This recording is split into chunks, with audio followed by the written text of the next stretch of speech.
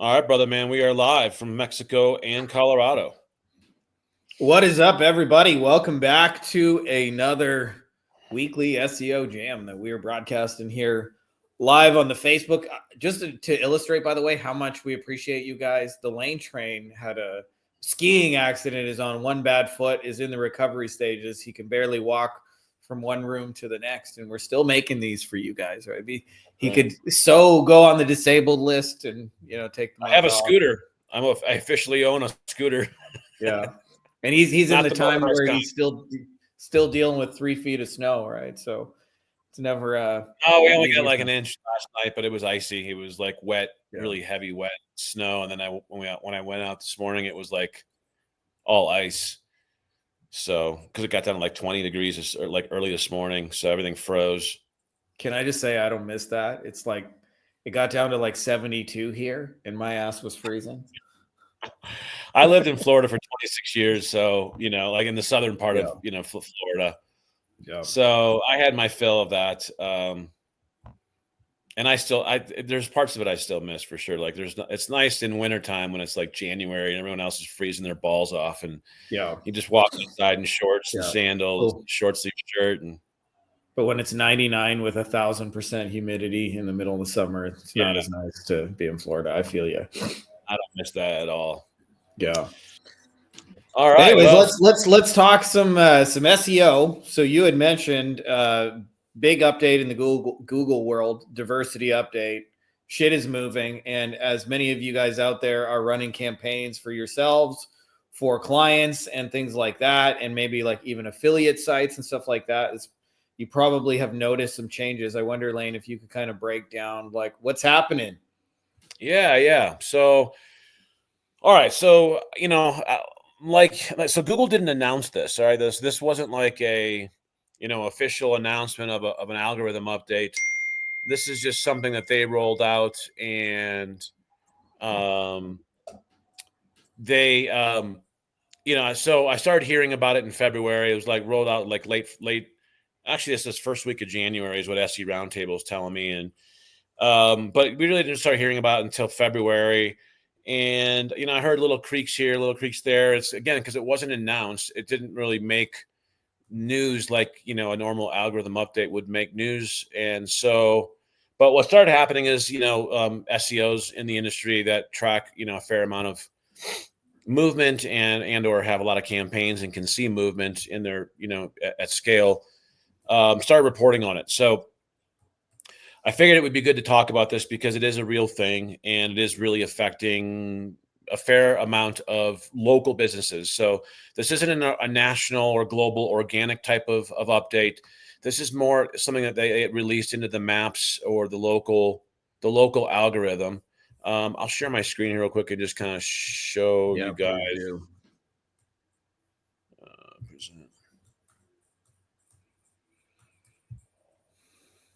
Stand by here. Yeah, to what you mentioned, I think some of the hardest Google updates to account for are the ones they don't formally announce as a big announcement. When they do like a major earth-shattering update, everybody knows about it in that world and everybody hears about it. But when they do the little shit, sometimes you're affected and you don't even realize you're affected. Right, exactly. All right, so this is what SE Roundtable reported on, on the 19th of February. So maybe like, 2.5, 3 weeks ago. All right. So basically what's going on here, let me explain instead of, but it is reported on now. So what happens here is if you've got a Google Business Profile listing and it's ranking in the 3-pack, like i.e. page 1, for a given keyword. And before this update, you had the page that you linked to in your Google's business profile was also ranking on page 1. That page on your website has been, in many cases with this update, demoted to page 2 and beyond. So let me say it again. So this applies to any business that has a Google Business Profile GBP listing. So if your GBP listing is ranking on page 1 for a given keyword, and the page that you link to in your GBP listing, meaning, that website field, the website URL field, whatever page or URL you put there, whether it was the home page or a location page or a service page, whatever it was, if that page was ranking on page 1, that page has in many cases with this update been demoted to page 2 and beyond, meaning the algorithm, the interpretation of this is that the algorithm doesn't want to place essentially the same asset on the first page of Google for any given keyword more than once. Mm-hmm. And so, what you're seeing here is basically, an organic drop. And so if you're monitoring keyword rankings, you'll then see this, all of a sudden, something was maybe ranking in spot 5 or 8 or whatever, down further in the organic spots, all of a sudden that drops like to spot 20. And obviously with that, traffic drops. You lose traffic that you had from the page 1 search result. And so that's how people were starting to really notice this, is because it wasn't a GBP listing, a local maps impact. It was if the listing was ranking on page 1, then the impact was seen in the organic result if the organic page was actually ranking on page 1. Right. Okay, so you can get a fair amount of traffic, from spot 5 or 6 or 7 or 8, 9, 10, right? I mean, anything on page 1, you're going to see traffic from that ranking. And so, and there are people who go to those organic SERP results and convert off of those versus the map. And so, this is having an actual real world impact on businesses that were affected by this.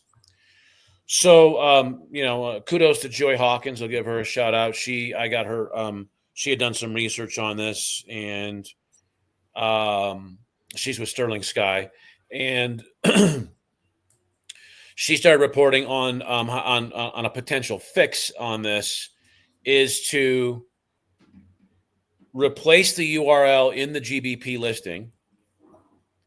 And I'm going to stop sharing my screen here. Replace the URL in the GBP listing with a different high authority page from your website.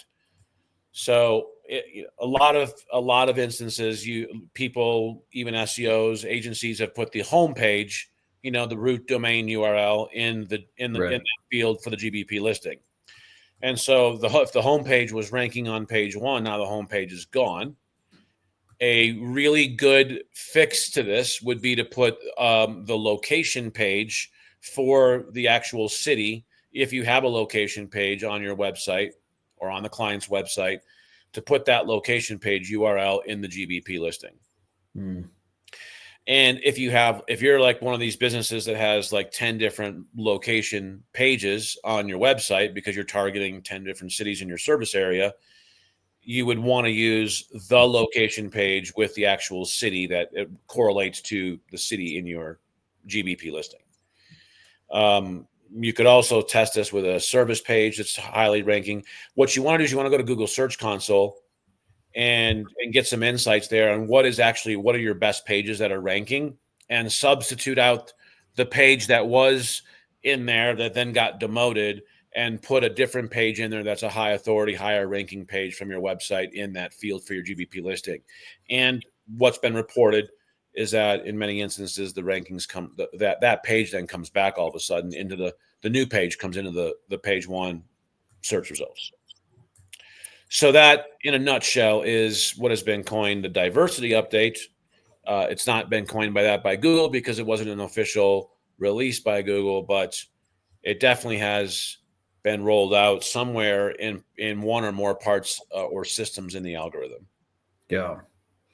And can I just say that for those of you guys who have multiple, stuff ranking on the first page, a lot of times it feeds itself, in the sense that, like, I can think of some agencies I know back in the day that when you would Google, somebody in their industry, they would be like 8 of the top listings. They would rank their homepage. They would rank their, what I would call a map listing.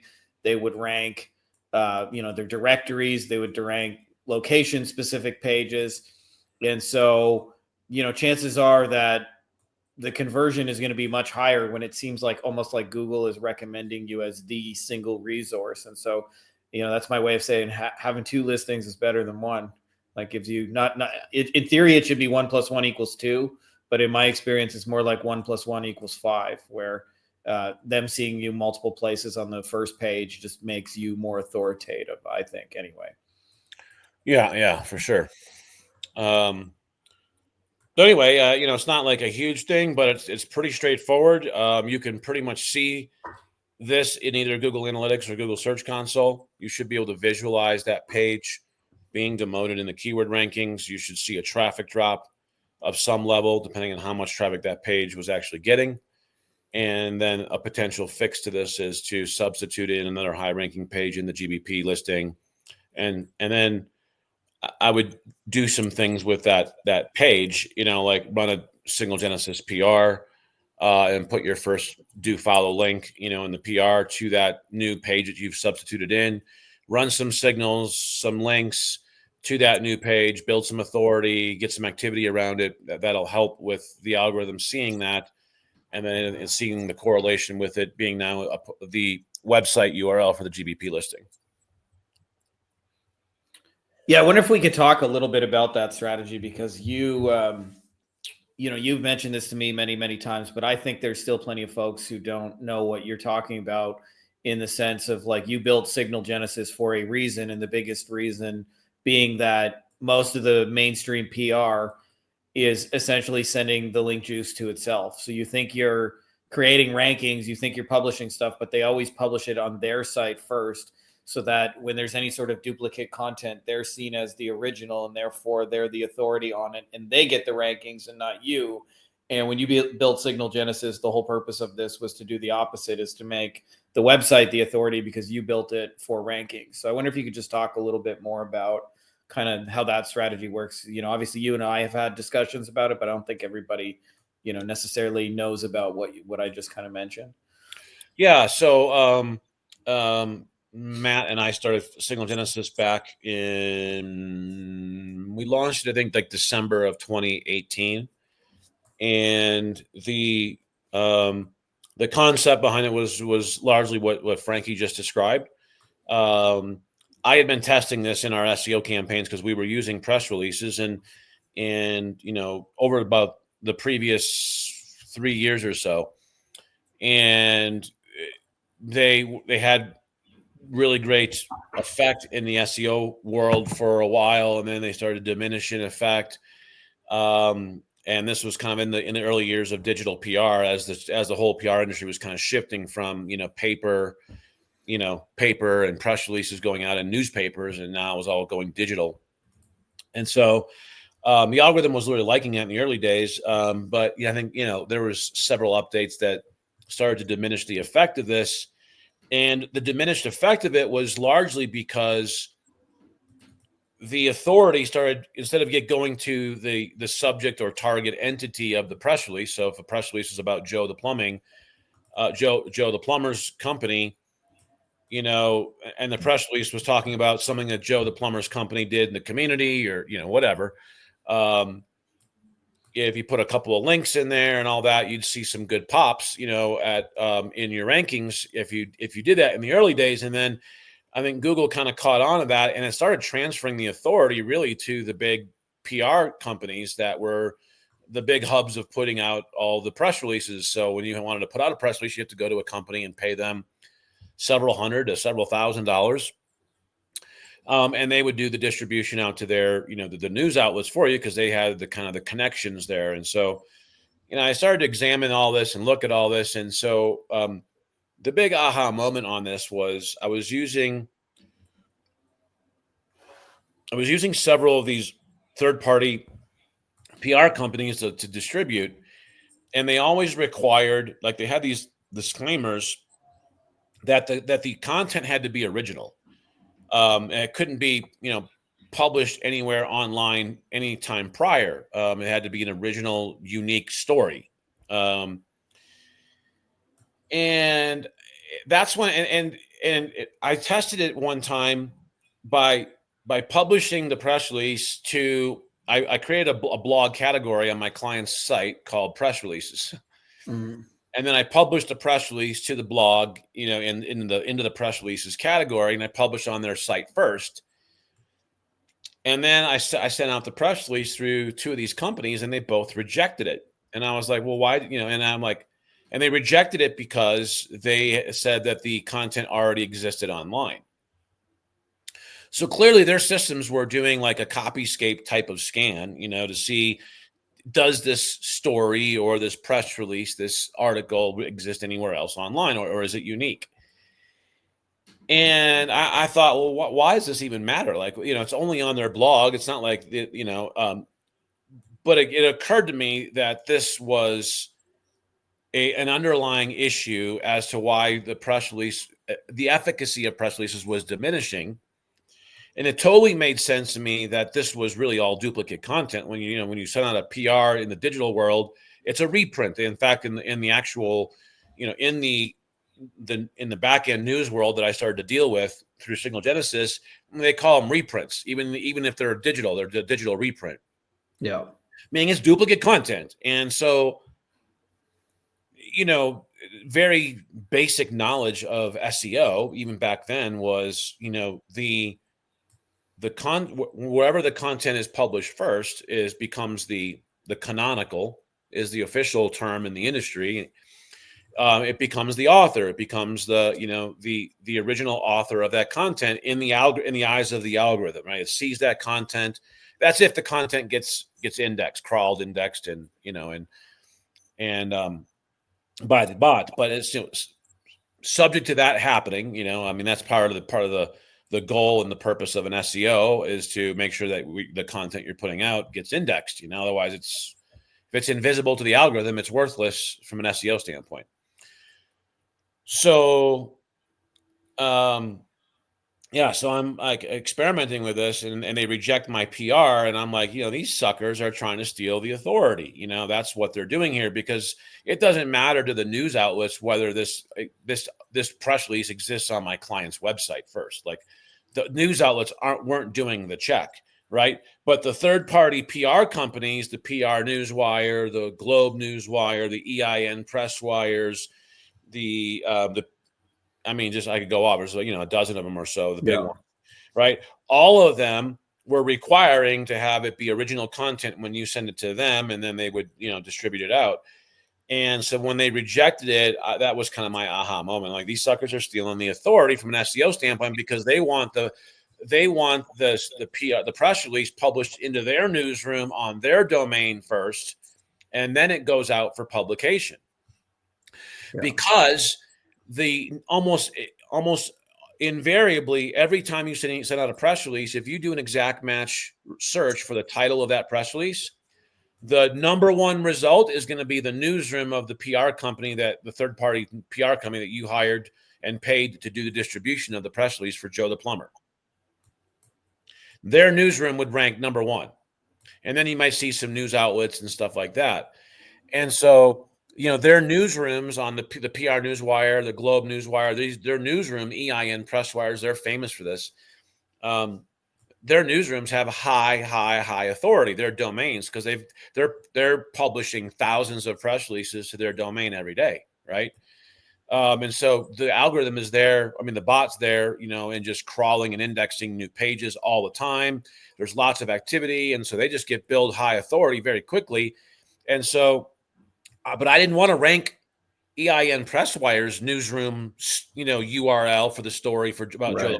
I want to rank Joe the plumber's site on page one, right? And so that was the disconnect for me from an SEO standpoint. And so we built Signal Genesis to solve this problem. And what I kind of coined the dirty little secret of the PR industry, or the digital PR industry, is that they steal the authority 100% of the time. When you pay them several hundreds of thousands of dollars to send out the PR, they then steal all the authority from that process anyway, because they publish it to their newsroom first. And we flipped that on its head with our technology at Signal Genesis and created, some very sophisticated integration code that was placed on the client's or the target website.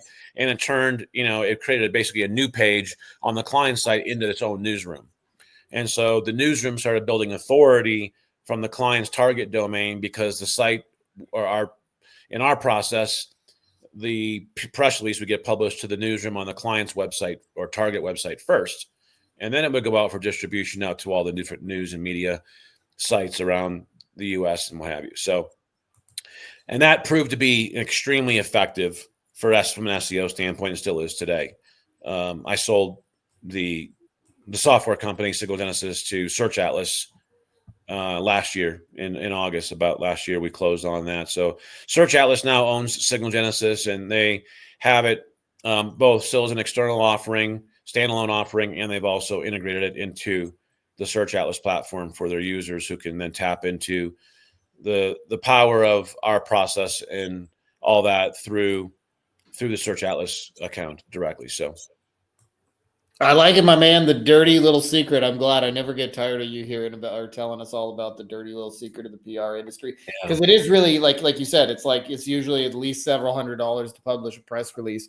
You're doing that to rank Joe the plumber, not because you want to just donate a couple $100 to PR Newswire or said equivalent, and they know what they're doing, right? Like they know the game. They're like boosting their own traffic, right? They know that Google's not going to show 100,000 copies of the same story. They're going to show the original, and they're like, hey, we want that to be us. So yep, for sure. Then we did some other things, that are very, very different still. The PR industry is really a kind of a flat reprint, take it in, send it out, right? We tapped into multiple Google APIs and allowed for, direct Google listing integrations with the map. And we're, on our back end, we started pinging the Google APIs in different ways at different times throughout the distribution process. It was a very non-conventional solution to what was really kind of a waning. I mean, people still use PRs and SEO all the time. They just get such a much more muted effect when they're not using Signal Genesis. Yeah.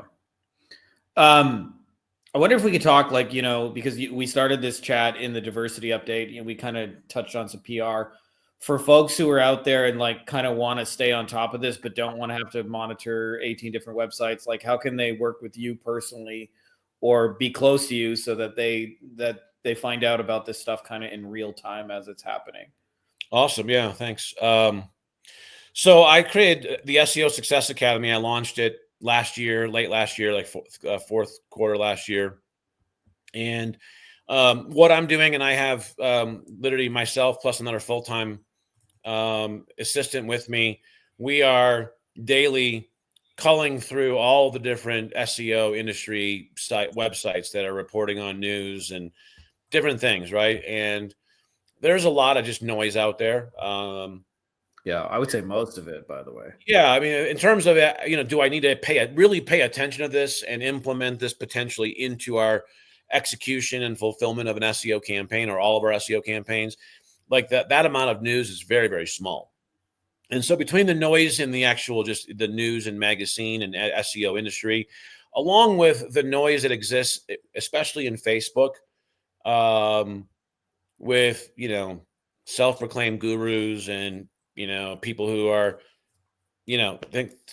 say something that really isn't true, but the way that they say it with authority. They say it like they really know what they're talking about, and there's that happens thousands of times daily, and that noise exists in your Facebook timeline and Facebook groups, in certain communities.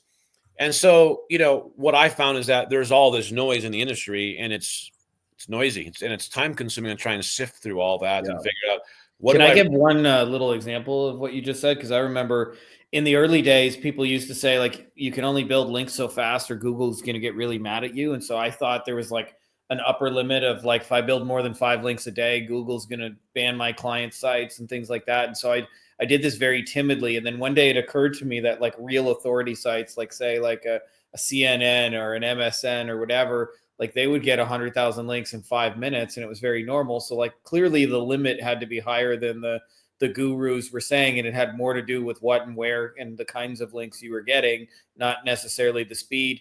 And so I decided to test it and found out really quickly that most of what people said online with like the utmost authority, you cannot do this or Google is going to punish you. And it turns out that was like just noise. It was just like really just noise. It was like you said, the proclaimed SEO guru said it. So it became, it went from opinion to fact really quickly. And real world testing says that was just some shit they were saying to sell whatever they were selling. Yeah.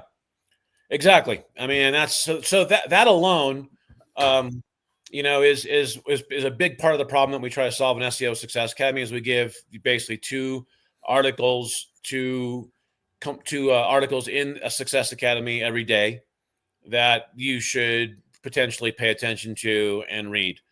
No more than two. I'd say probably most people are probably paying attention to a couple a week, but we're doing that sifting through for you. Along with that, there's access to all of our SEO, historically, all of our SEO jam sessions, along with my team then goes through and creates AI summaries and basically, creates like a little kind of a little resource for each session that we've had historically. So there's, I don't know, many, many dozens of those in the Success Academy and in the video vault. And then I also introduce some of my own intellectual property and things that I know, the strategies that I know directly. And then I make myself accessible to our members just to ask questions. And so all that for $17 a month. I wanted to make it super no-brainer, just super low, but like a subscription you'd pay to like a magazine or to, any one industry publication or something like that. But we're doing all this, human lifting. And we're using obviously some AI in the process. I'm using a really good RSS reader software that brings in all these industry publications and helps us sift through them so we know what to look at and what not to look at as well. So all that work's being done for you ahead of time and access to me for $17 a month. And then I just launched the Summit 12 agency coaching program. I'm taking on 12 agency owners per year. I already have 3 of those spots taken. So I got 9 spots left, and they're, I'm limiting it at 12 because I don't want to have too much time, one-on-one time involved, but I want to also, I feel like I can make an impact with all my experience, building 2 different agencies, building Signal Genesis and successfully selling that. There's just a lot of things I've learned along with SEO. So agencies that want to grow, or have specific problems or things they haven't, maybe a plateau they've hit or whatever, and they want a one-on-one type of relationship with me. I'm making that available. That would include potentially overhauling your SEO department or, helping you, if you're an agency and you want to do your own SEO fulfillment, well, it includes all of my templates, all of my task lists, everything in my project management system, like everything that I have in terms of my resources are made available to those 12, coaching clients that I'm taking on per year. So that's Summit 12. That's summit12coaching.com and SEOsuccessacademy.com. We will get some links added for you guys. But to me, like that is the equivalent of like, and I mentioned this before. I don't know if you feel the same way, but I almost feel like it's my duty to share this stuff because it's like none of this shit existed when you and I started. I just took arrows to the chest every day doing dumb shit and not knowing any better. And man, like the amount you can save on a learning curve, like having someone like Lane to me and all his swipe files and tools and intellectual property and being able to ask questions and sift through the noise.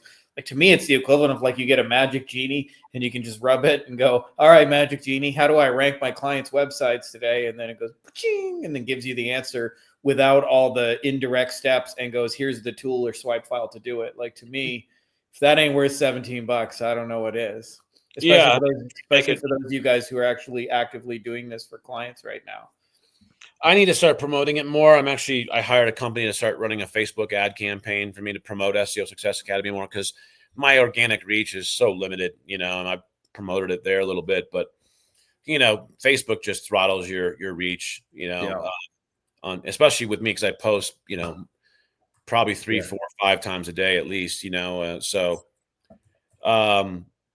but yeah, and with the Summit 12 coaching program, you know, there's a lot of agency owners out there who run a good agency. One of my new clients is he's got 60K in MRR a month,